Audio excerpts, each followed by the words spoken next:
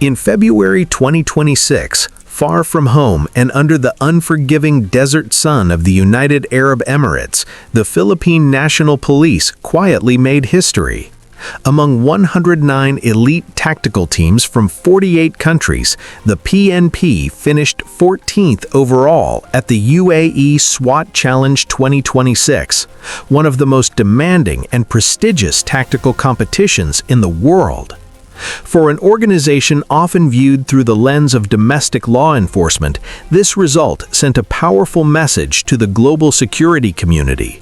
The Philippines police force is no longer just catching up, it is now competing at the highest international level. This was not a fluke, nor a one-time breakthrough. The 2026 result capped a remarkable multi-year climb. By 2025, they broke into the top 26, and now in 2026, the Philippines stands firmly at 14th, placing the PNP among the world's most capable SWAT units. The trajectory tells a deeper story, one rooted in sustained training reform, equipment modernization, and a changing security mindset aligned with both regional realities and global best practices. The UAE SWAT Challenge is not an exhibition. It is a brutally realistic test of tactical readiness. Held annually in Dubai, the competition brings together elite police and special response teams from 6 continents. Over 5 intense days, teams face 5 specialized disciplines designed to push operators to their limits, physically, mentally, and tactically. These include tactical operations under live fire pressure, hostage rescue scenarios, high-speed assault courses, officer down recovery drills, and precision shooting events where every second and every mistake counts. For the PNP, stepping into this arena meant more than representing the flag. It meant measuring Philippine policing standards against the most advanced urban combat and counter-terrorism units in the world. Teams backed by massive budgets, cutting-edge technology, and decades of specialized operational experience. Yet despite these disparities, the Filipino contingent not only held their own, but outperformed the majority of participants. Visually, this is where footage of operators sprinting across obstacle courses, breaching doors, clearing rooms, and coordinating under pressure comes alive. Every movement reflects discipline, teamwork, and a level of professionalism that has been years in the making. PNP leadership was quick to contextualize the achievement. Officials emphasized that this performance proves Filipino police officers are not limited to domestic policing roles, but are fully capable of operating alongside the world's best tactical units. As one senior official noted in Filipino, our police officers are not only ready for their duties within the country, but can also compete with the best SWAT teams in the whole world. This is more than pride, it is validation. At the heart of this success is a quiet transformation within the PNP itself. Over the past decade, the organization has invested heavily in upgrading training doctrine, integrating lessons from counter-terrorism operations in Mindanao, urban hostage incidents, and joint exercises with foreign partners.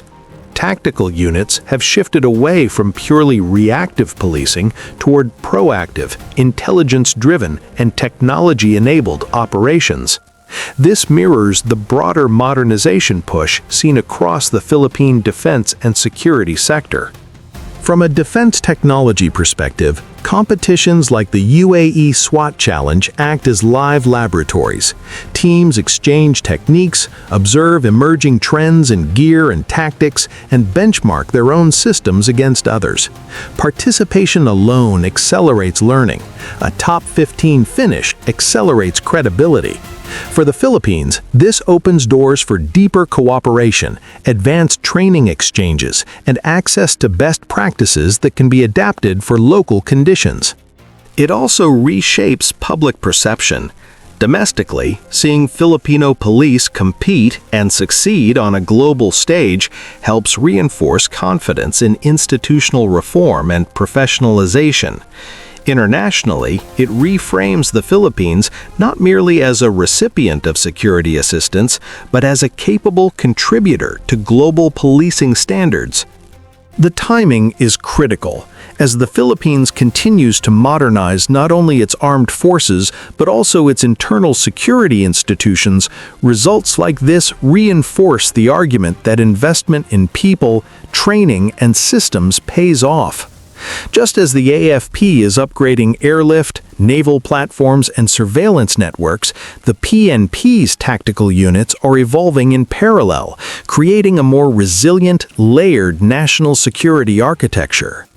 By the end of the 5-day competition in Dubai, medals and rankings were tallied, but the real victory for the PNP was deeper.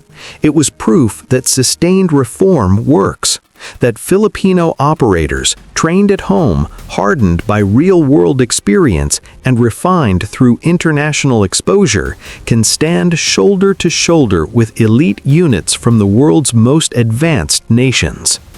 14th place out of 109 teams is not just a number.